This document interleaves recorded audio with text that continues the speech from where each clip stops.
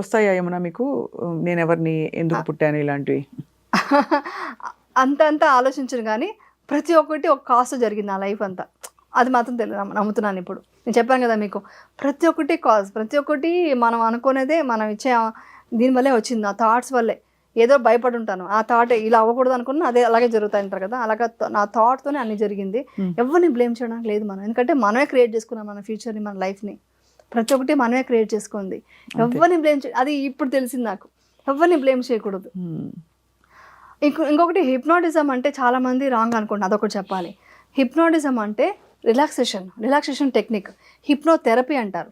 అంటే మన లోపల ఉన్న పెయిన్ హీల్ చేయడమే హిప్నాటిజం. అది చాలామంది, నేను ఇప్పుడు ఊరికి చూద్దామని టైప్ చేశాను, నేను ఒకరిని ఫాలో అవుతాను, చూస్తే హిప్నాటిజం అంటే మాట మంత్రం మాయ పడిపోవడం ఏమో చూపిస్తున్నారు. అది కాదు, ఇది సైన్స్. ఇది సైన్స్ వచ్చి మన ఇండియాలో వచ్చి 2003 నుంచి నవంబర్ 23 నా బర్త్డే రోజున ఇండియాలో ప్రూవ్ అయింది ఇది హిప్నాటిజం చేయొచ్చు కోర్స్ అనేసి.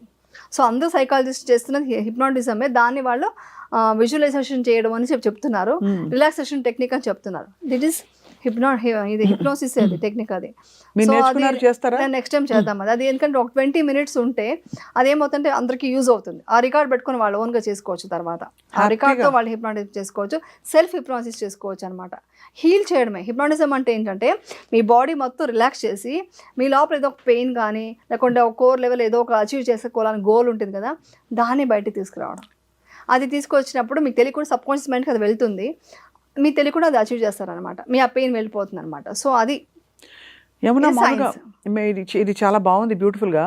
మామూలుగా మనం మెడిటేషన్ చేయడానికి మీరు చెప్పే ఇది సరౌండింగ్స్ మంచిగా, చాలా మంది అగరబత్తి పెట్టుకుంటారు, కొంతమంది ఉప్పు నీళ్లతో స్నానం చేస్తారు, కొంతమంది క్రిస్టల్స్ పెట్టుకుంటారు. ఇవన్నీ ఎంతవరకు హెల్ప్ అవుతాయని మీరు నమ్ముతారు? అదంతా ఒక సపోర్ట్ అంతే, యాక్చువల్లీ సపోర్ట్. ఇప్పుడు ఎగ్జాంపుల్ అగరబత్తి పెట్టుకోగానే మీకు తెలియకుండా ఏమంటే భక్తి ఏర్పడుతుంది, ఆ స్మెల్కి ఆ దీనికి మీకు భక్తి వస్తుంది. ఆ రావడానికి కోసం అదంతా ఏమీ అవసరం లేదండి.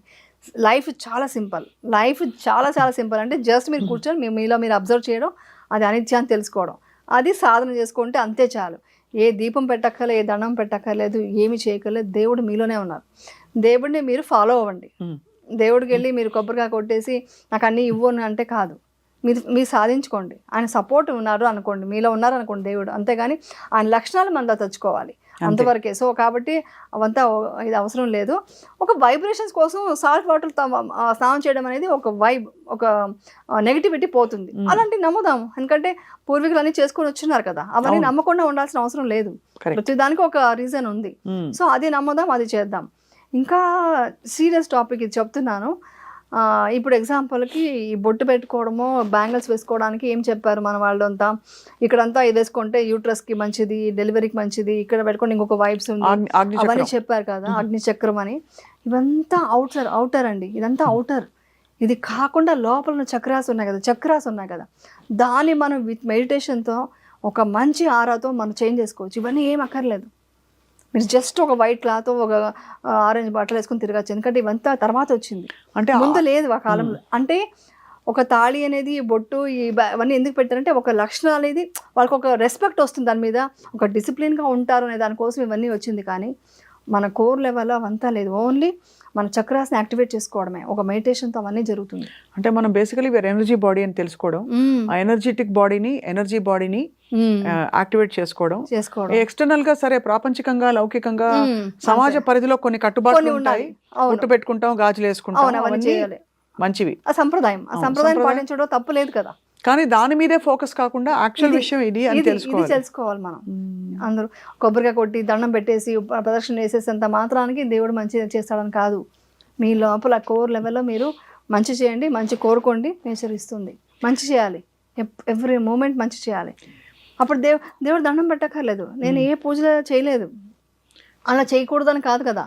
టైం ఉంటే చేస్తాను, లేదంటే 29 days షూటింగ్ చేస్తున్నాను కాబట్టి నేను చేయలేను. నా ఎనర్జీ అంతా నేను వర్క్కి పెట్టాలి. సో అలాంటప్పుడు దేవుడు ఏమో ఇది చేయరు. నేను ఏ దేవుడని నమ్ముతానండి. మీరు ఈరోజు మసీద్ నుంచి అల్లా పాట, అది ప్రేయర్ వస్తుంటే నేను వింటున్నా, భక్తిగా వింటున్నా, అన్నీ ఎవ్రీథింగ్ అక్సెప్ట్ చేయాలి. నేను చర్చ్కి వెళ్ళాను, ఫారిన్లో ఎక్కడ చర్చ్ కనిపించినా ఆ ప్లెజెంట్, ఆ మ్యూజిక్ ఉంటుంది, చాలా బాగుంటుంది. కొన్ని చోట్ల, ఇక్కడ కూడా హైదరాబాద్లో కూడా ఉంది, అది నాకు చాలా ఇష్టం. అలాగని ఇది భగవద్గీత చూస్తా, కృష్ణుడిని నమ్ముతా. టోటల్గా మనం ఏం పాజిటివిటీ ఉందో అన్నీ నమ్మాలి. ఇది నేను, ఇది కట్టుబాట్లు, ఇది మాది, ఇది మీది. నో, అది ఎప్పుడు పోతుందో అప్పటి నుంచి చాలా పీస్ఫుల్గా ఉంటుంది ప్రపంచం. గోడలు కట్టుకోకూడదు, ఓన్లీ ఇండియా అని చెప్పట్లేదు, టోటల్ ప్రపంచం హ్యాపీగా ఉండాలంటే ముందు ఈ గోడలు కట్టుకొని నేను, నాది, మా ఇది అని అనుకోకూడదు. గోడలు కట్టుకోకుండా వంతెన నిర్మించాలి. Yes yes. అది ఆ సూఫీ అంటారు, ఒక సూఫీ ఫాలోవర్ అండ్ జస్ట్ ఊరికే ఫాలో అయ్యేవాళ్ళు ఏం చేస్తారంటే కేవలం గోడలు కట్టుకుంటారు, కానీ నిజంగా అందులో లీనం అయిపోయే వాళ్ళు వంతెన నిర్మిస్తారట. ఎస్. చాలా చాలా మీరు నాకే కనిపిస్తుంది చాలా చేంజ్ అయ్యారు మీరు లాస్ట్ టైం. ఎంత క్లారిటీ వచ్చింది you know, and you have really I don't know, మీకు లోపల మీ అనుభూతిని మీరు తప్ప ఎవరు తెలుసుకోలేరు. 100% అది. కానీ this is a beautiful conversation అసలు. ఫర్ వన్స్ ఎలాగో నవరాత్రి టైంలో మీరు ఇలా వచ్చి మంచి మీ ఎక్స్పీరియన్సెస్ని పంచుకున్నారు. సో ఒక ఉమెన్ ఎంపవర్ అవ్వాలంటే ఏం చేయాలి చెప్పండి? పవర్ఫుల్గా ఉండాలి. ఎలాంటి కష్టం వచ్చినా ఏది వచ్చినా కూడా ఎదుర్కొని పులిలాగా నిలబడాలి, దుర్గాలాగా నిలబడాలి. అదే చెప్తాను. ఎందుకంటే ఇవన్నీ నేను చెప్పింది ఒక కోర్ లెవెల్లో మన క్యారెక్టర్ గురించి, కానీ ప్రపంచం మీరు చెప్పిన నెగిటివిటీ పాజిటివ్ రెండు ఉన్నాయి కదా. అలాంటి సిచ్యువేషన్స్ వచ్చినప్పుడు చాలా స్ట్రాంగ్గా నిలబడాలి. ఏది వచ్చినా ఎదుర్కొందాము, నిలబడితేనే ఒక ఆడది ఇంట్లో లైఫ్లో స్ట్రాంగ్గా ఉంటేనే ఆ ఫ్యామిలీ మొత్తం బాగుంటుంది. పోరాటం బయట చేయాలా, మౌన పోరాటం చేయాలా? ఇది ఫైనల్ క్వశ్చన్. మౌన పోరాటం అనేది మన లోపల చేసుకుంటే మనకు మేము స్ట్రాంగ్గా ఉంటాము.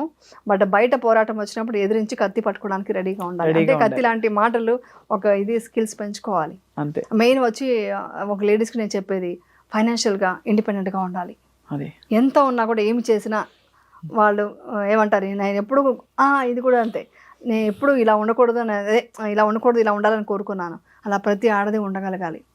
ఎందుకంటే ఇండిపెండెంట్గా ఉంటే తను డెఫినెట్గా ఇటు హస్బెండ్ని, అత్తమామని, ఇలా అమ్మ నాన్నని, పిల్లల్ని అందరినీ చూసుకోగలరు. ఆ కెపాసిటీ ఉంటుంది. ఎందుకంటే వాళ్ళు వీక్గా ఉండకూడదు ఎప్పుడు. అదే నేను ఎప్పుడు కోరుకుంటాను ఎవరికైనా, అదే చెప్తాను. ఎంత బ్యూటిఫుల్గా చెప్పారు. ఇంతకీ దసరా పండుగ మీ ఇంట్లో ఎలా చేస్తారు? చెప్పాను కదండి ఇప్పుడే, మెడిటేషన్. మెడిటేషన్లో స్వీట్లో చేస్తారు కదా, వంట చేస్తాను, స్వీట్స్ అవన్నీ చేస్తాను. పర్టికులర్గా ఓకే అమ్మవారు అంటే ఒక రెస్పెక్ట్, ఒక దండం పెట్టుకుంటా మనసులో. మెడిటేషన్తోనే యూనివర్స్కి అన్నీ ఇస్తాను.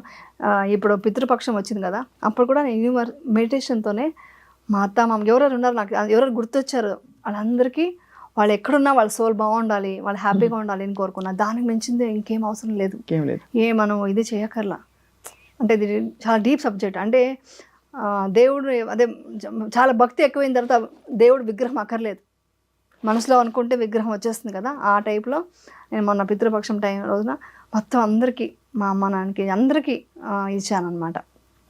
అది ఎక్కడున్న సోల్ హ్యాపీగా ఉండాలి. ఎందుకంటే మనం ఏడకూడదండి, మనం ఏడిస్తే వాళ్ళకి అది తగులుతుంది అంటారు.